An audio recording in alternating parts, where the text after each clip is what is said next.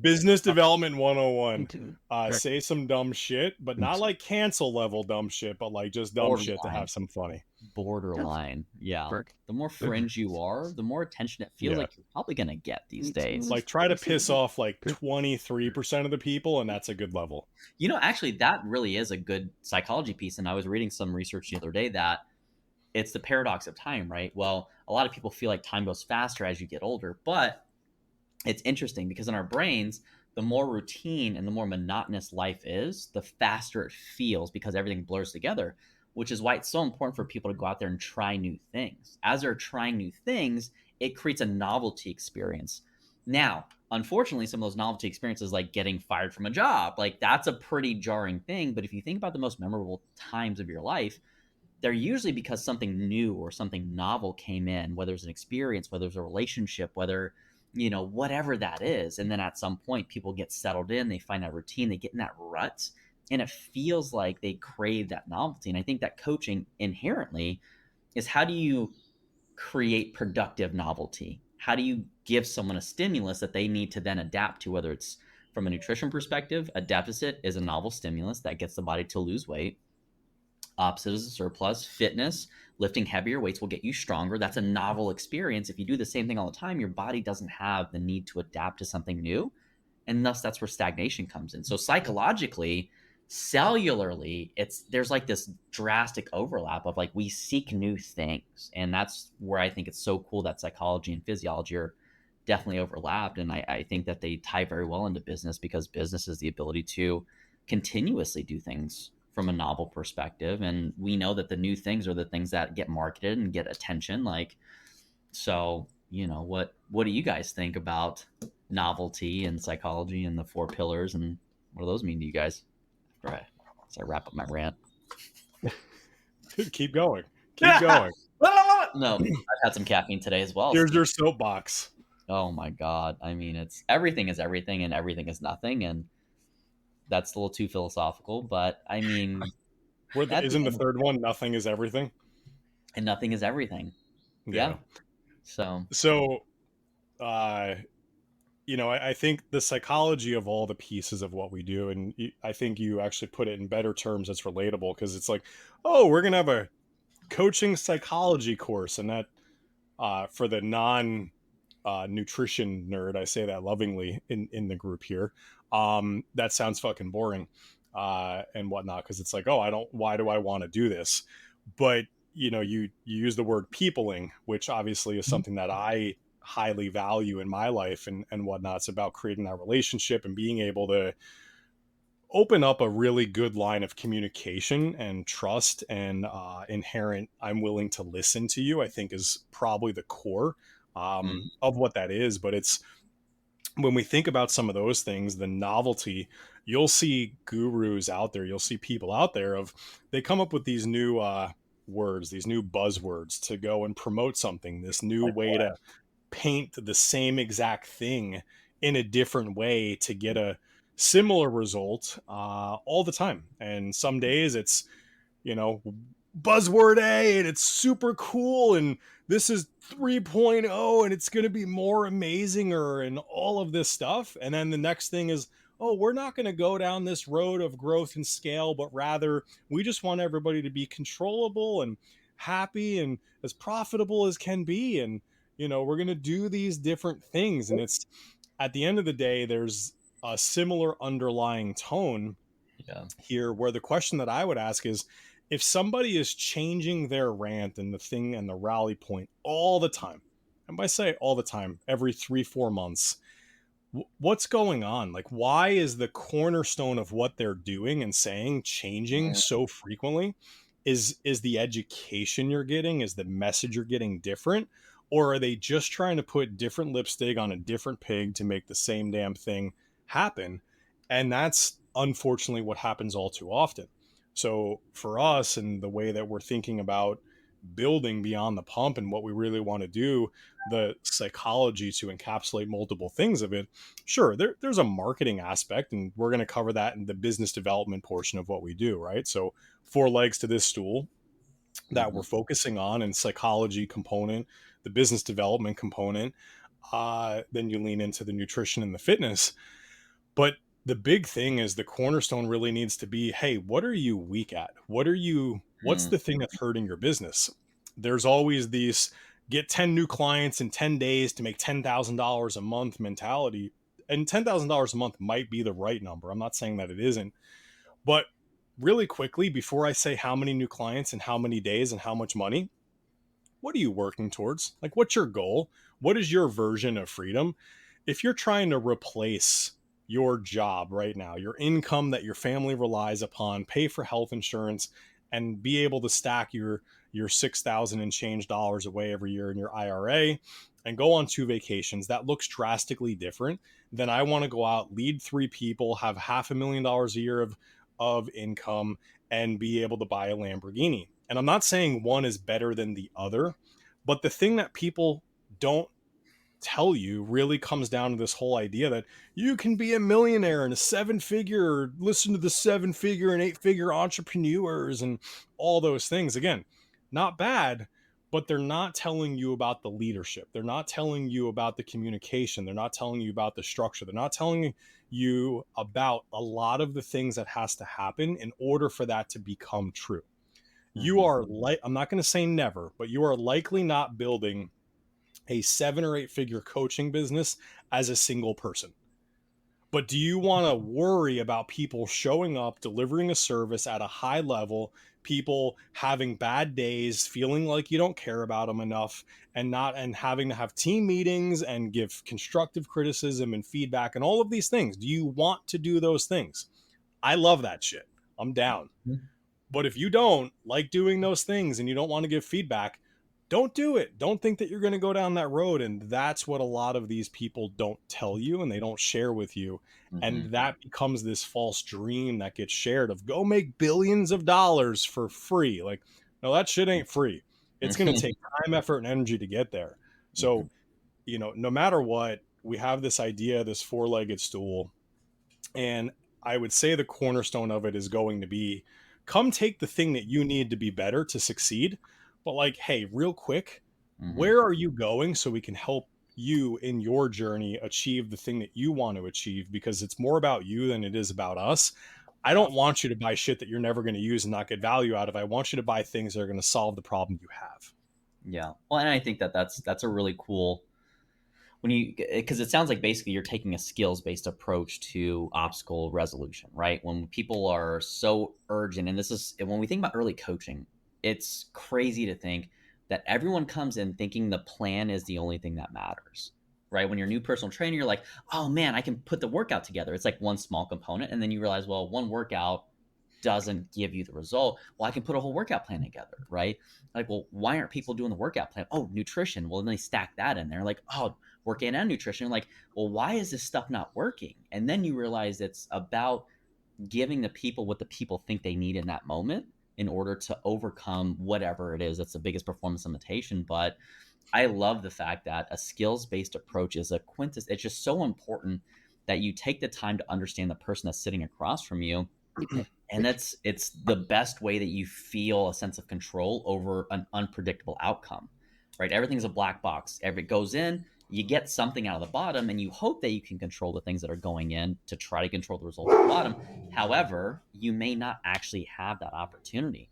And so when you think slow down, identify everything that may be a deficiency, and then build from there, I think it's really that's probably the best way to develop a team, a culture, an individual, a client. It's universal in my experience in education. I mean, Brandon, what do you think about that? Yeah, no, this is cool. I'm glad I get to be a part of this conversation because I'm learning a lot from the psychology and business side of things. But I can definitely, yeah, I mean, I guess I've been a consumer of the, like I saw a program and I signed up for it, thinking, oh, okay, I think this is going to fix my program or fix my problem, and I sign up $97 here, and it's like, okay, well, I feel like I already Mm-hmm. knew all of that, and so but there was all these promises made that, and I was like, I felt like this was just a leftover recording that you might have just Mm-hmm. used. I'm like, okay, let's brand it this way. And so yeah, and that too is, I mean, why it's so cool to be a part of this is, again, I just really appreciate and respect transparency and authenticity. And I love that's actually why I've also had a problem like doing sales myself, because I'm like, if I don't fully like, even for myself, I did a lot of photography, videography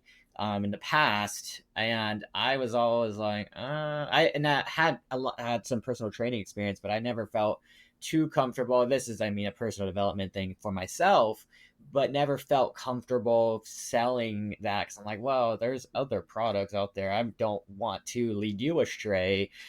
Again, that's a whole rabbit hole in itself. But same thing. I mean, like, one of the few things where I actually had to sell and genuinely, full-heartedly believe that it really was one of the best products on the market was when I Mhm. worked at a donut shop. I full-heartedly believe that yeah, these are some of the best donuts. I have no issue telling you like these are great donuts.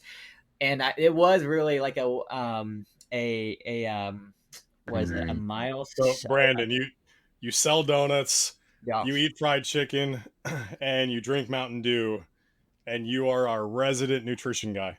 He also lifts. He deadlifts over 500. He squats over 4, and he benches over 3. Like, You deadlift 500 pounds?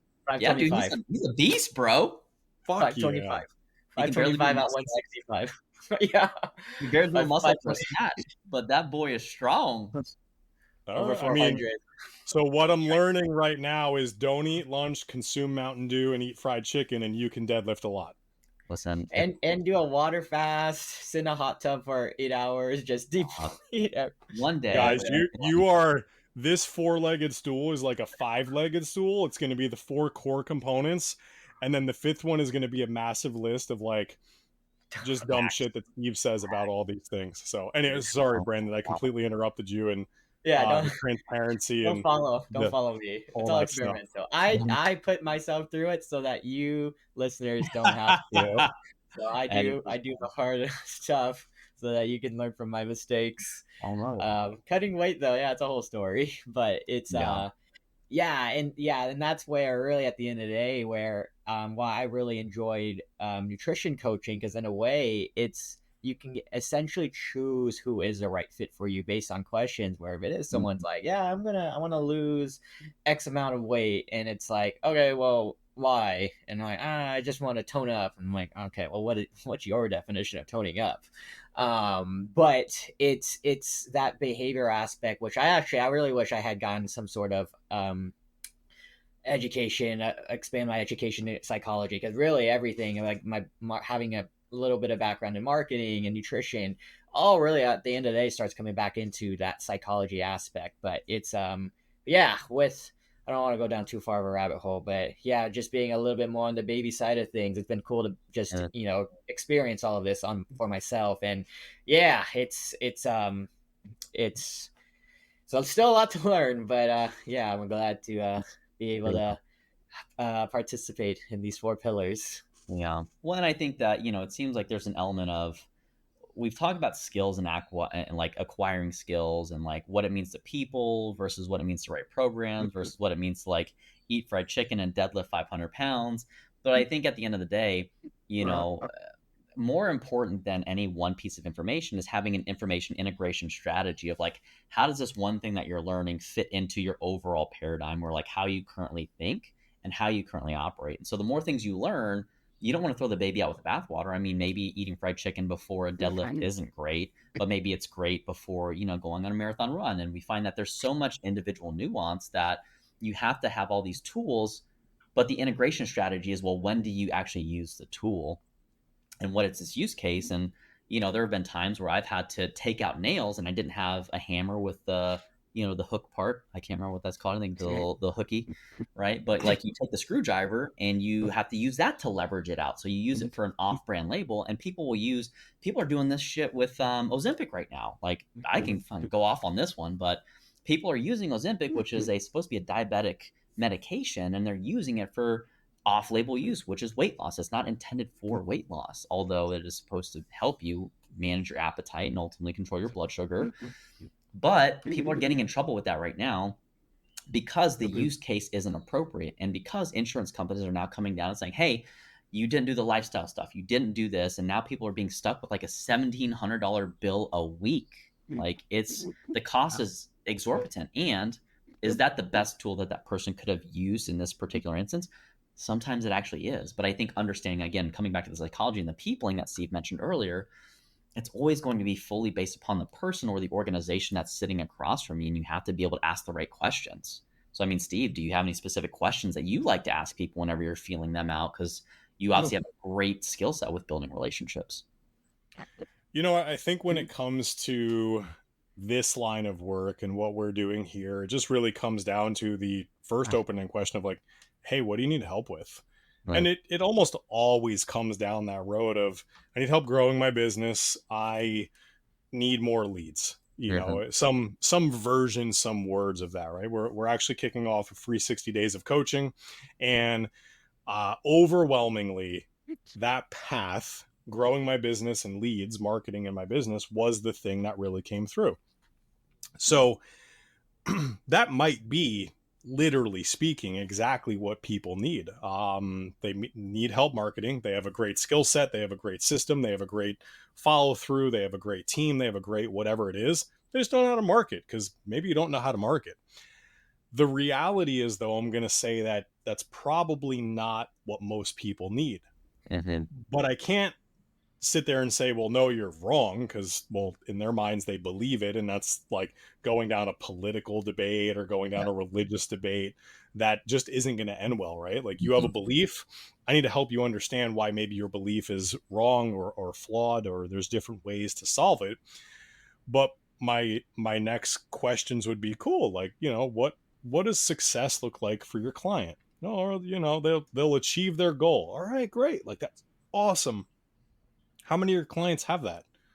Oh, a majority. Oh, okay.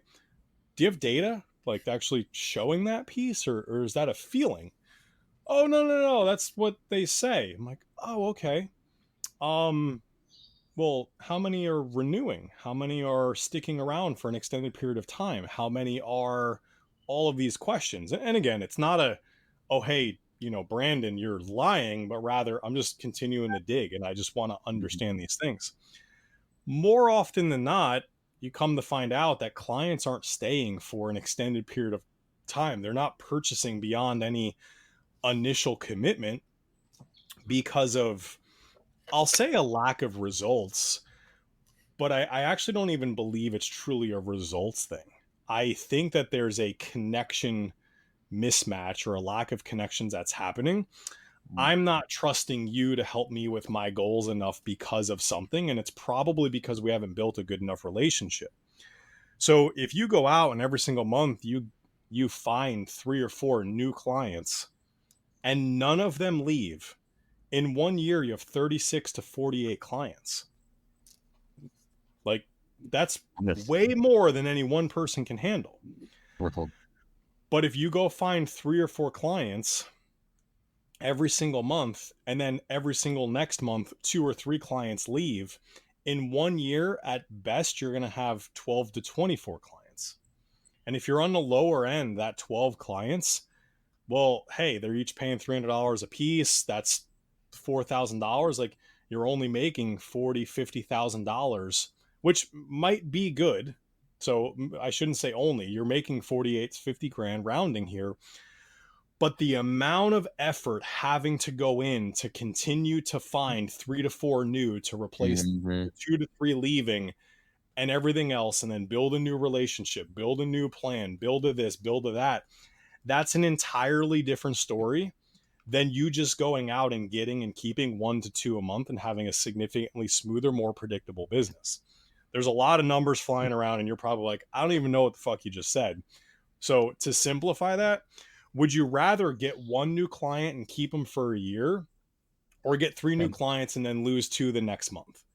Okay. Because one of them is way more work and effort to continue and maintain than the other one.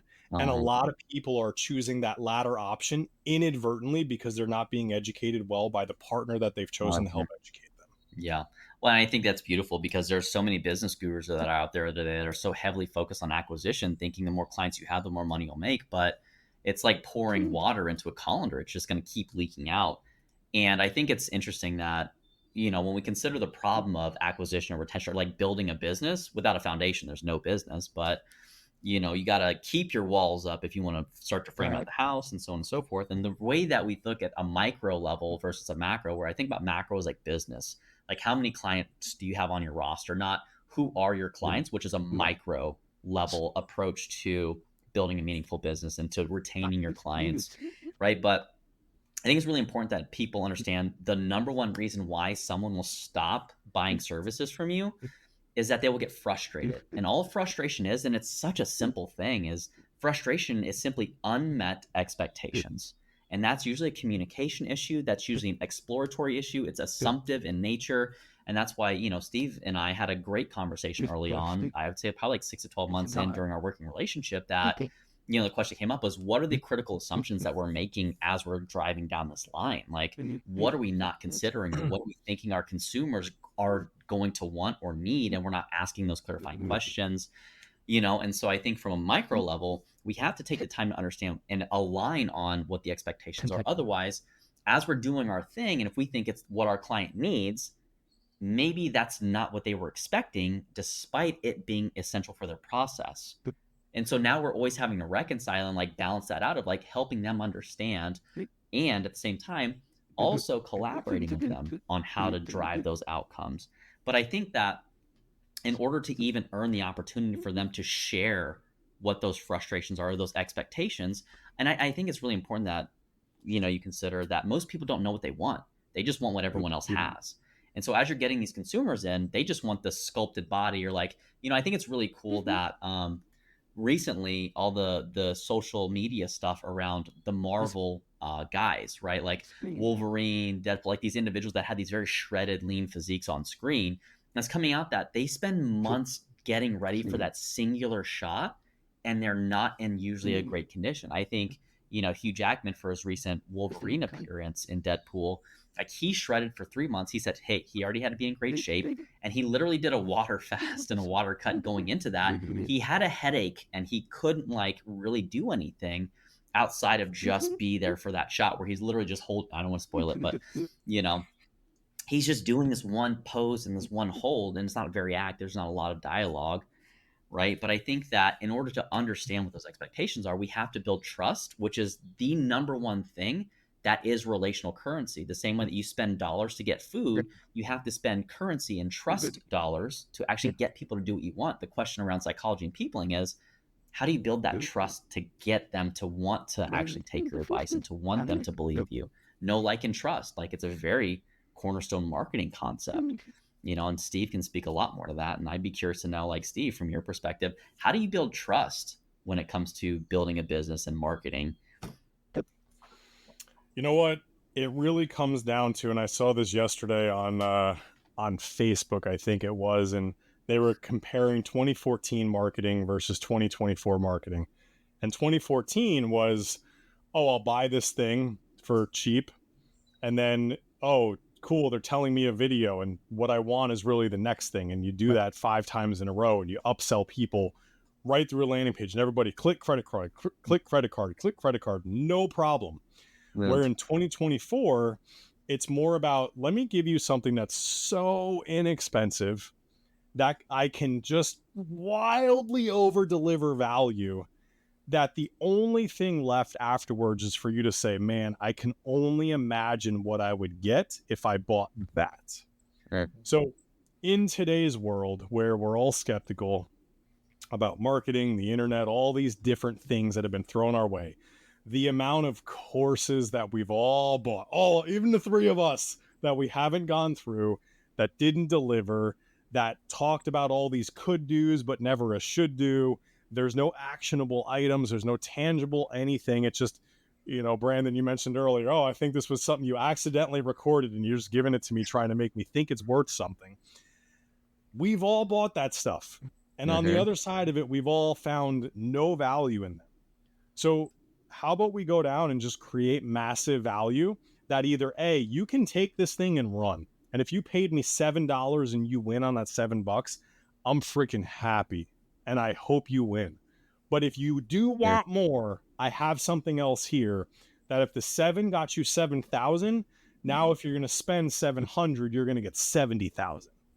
And it's like, that's the way that we are thinking about every single thing we're doing, because Uh-huh. that's the way that we need to make sure we're actually going to drive success for people in today's day and age. But on Yeah. top of it, when you come and you spend time with us and you listen to us and you learn from us, that's the mentality we're going to teach you. Uh-huh. Because if somebody pays you $300 to solve a problem, and if you give them a $3,000 return on that $300, I'm willing to bet they're going to pay you again next month and maintain working with you. 100%. 100%. They got that trust at that point. The Yep. expectations have been set. They know what there is for them. And there's a proof of concept. And so Robert Cialdini and his, 6 types of influence, reciprocity, social proof, liking, like all that fun stuff is, just goes to show that it's always going to be a people problem at some point. Not everyone needs to solve the people problem at first. Not everyone needs to solve the program problem at first. It's like you have to know which one is which, because it seems like market timing is probably the most important thing after people, right? So I don't know. I mean, Brandon, do you have any closing thoughts as we wrap up, as we approach the 30-minute mark here on relationships, peopling, psychology, marketing? Yeah, I really like what you said about trust is like the currency with um Trust is relation currency. That same way you yeah. buy bread, you buy behavior. Yeah, and that's been I've seen that firsthand too with building relationships in my life, both professionally and personally, and even yeah, professionally too. It's one of those things where you just you keep building that trust, and it's almost in its way. I mean, depends on the type of person you want to be, but if you're genuinely trying to build that trust, you Mhm. will see the fruit of that work. You could also do it and just be like, I'm a like I'm just going I'm just gonna act on for as long as I can to get what I need, type of thing. But Yeah. I think Yeah. that'll eventually come to play. But yeah, and that's honestly really how I've tried to approach anytime I work with clients. It's just I want to be able to do right by them, because that Mhm. will, one, not just benefit me in the long run, just morally, like ethically, like okay, I did right by them, but hopefully it also gets them to where I can genuinely be the answer for whatever their problem is. But Mhm. and potentially help out other people too. And that's Mhm. the branches that I like to try and create when I work with people. But yeah, I really like that. I really like what you had to say Yeah. there. But yeah, good I mean, those are stuff. those are great perspectives. When you consider like Steve, and again, like understand that as you guys are listening, we all have our biases, we all have our experiences, and we have the things that we hold to be true. And mine is that. Bro, I'm not biased. Okay, all Every right. single thing that comes I out of want my to be mouth aware. So, is factual. Okay. Factual. If you want to lose weight, you don't eat lunch. oh my god, Some people say never skip dessert. I say always skip lunch. check our merch store. You guys are gonna. Because It's Andrew said that's the best way to lose weight. Andrewisms. Oh my goodness. We all have our isms. Like as y'all are listening, actually, it'd be really cool if the listeners were to send in our isms, because I don't think we know what they are half the time until after we listen, and we never listen to our own podcasts. At least I don't. I hate my voice. Um, but yeah, I mean, any closing thoughts for you, Steve, as we wrap up our part on people in psychology and why it's one of our cornerstones? No, I think when we talk about, we went down pretty deep on this episode in Mm-hmm. on certain things and maybe some beliefs. But if there's something that I want you to take away from this episode, it is the idea of the 4 pillars of what we're bringing to you. And simplistically, those 4 pillars are nutrition, fitness, psychology, and business development. Uh, but it's in such a way on what do you need to win. We are a fan of using a diagnostic tool to understand what it is you need to win. But same token, if you believe you need something else, we're not going to force the thing that we think down your throat. We're here to partner with you in winning, and you need to believe in it 100%, or you're not going to take action. One of the biggest things that I'll leave you guys with today is most of you probably have the information you need to win. You just haven't taken the action yet. So why haven't you taken the action? Mm-hmm. And this is a funny full circle real quick right now.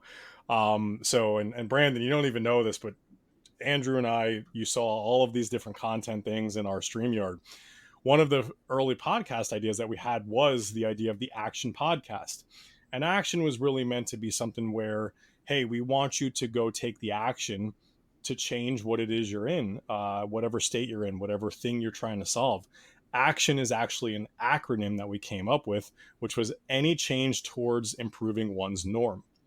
Mm. So when we think about it, you have the information or you have access to the information, especially if you're listening to this. That means you have a Mm. phone or a computer or something that gives you internet access. Our job isn't necessarily to give you new information. Hopefully we do, and I think we will.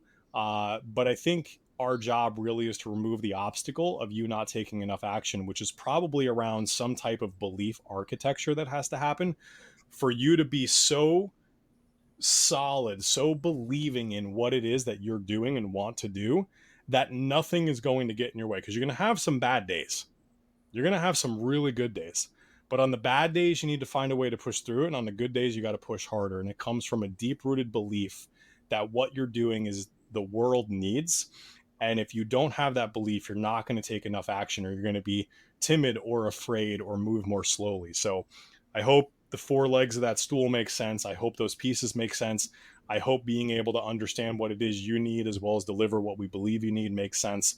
Most importantly, we want to fuel your belief in what you have and what you're doing so you can go take a high level of certain action to create the outcomes that you want. That's beautiful. Yeah. I mean, that's without action, nothing happens. The knowledge action gap, super important for most people to negotiate. If you don't know how to do that, go find a mentor. Go find someone to hold you accountable or to help you build your systems. But the thing I'd like to leave people with is that systems will elevate you and your environment will stagnate you. So you can have the best systems in the world, but if it's in a terrible environment, best plant in the world, if it's terrible soil, it won't grow. So constantly assess for those things and, you know, mission first, people always. Great militarism. So that said, I think that's going to wrap us up for the episode here. So, uh, as always, thanks so much, guys.